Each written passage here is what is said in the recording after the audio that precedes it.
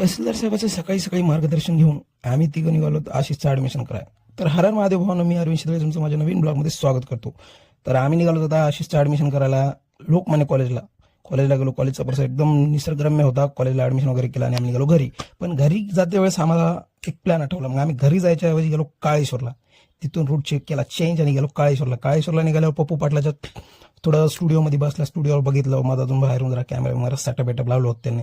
मग नंतर निघाले आम्ही वाडी पाठीहून खालच्या मजल्यानं डायरेक्ट काळेश्वर. मधल्या वाटेनं काळेश्वरला पोहोचल्या. काळेश्वरच्या डायरेक्ट ब्रिजवर गेल्या. ब्रिजवर काढल्या, मग 4-5 फोटो वगैरे तिथूनच पडल्या पाया आणि निघाला डायरेक्ट नांदेडला. फोटो काढते वेळेस उमाची पोच तर एक नंबर होती बाबा. बघा उमाची पोच हे कसा दिसतंय.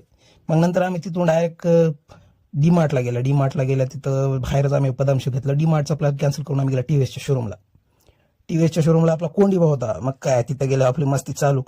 मग कोंडीवाला म्हणलं बा आम्हाला गाडी घ्यायची आहे. कोंडीवाला आम्हाला गाडी दाखवली टीव्हीएस रेडर 125 सायगो.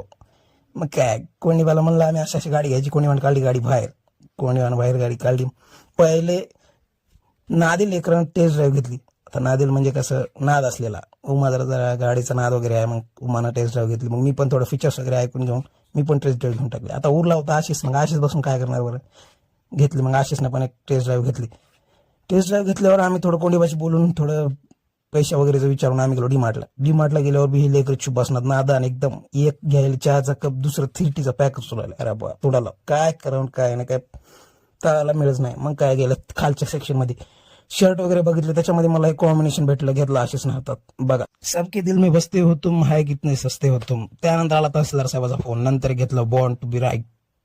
मग काय थोडी खेळणी वेळणी बघितली. लोह्याचा आरसा आला होता, त्याला भेट देऊन मग निघालो आम्ही बाहेर. ते चिप्स घेतलं होतं पॅकेट आणि मग काय DS ची कॉफी घेतली. आणि याच बरोबर ब्लॉगला शेवट करतो.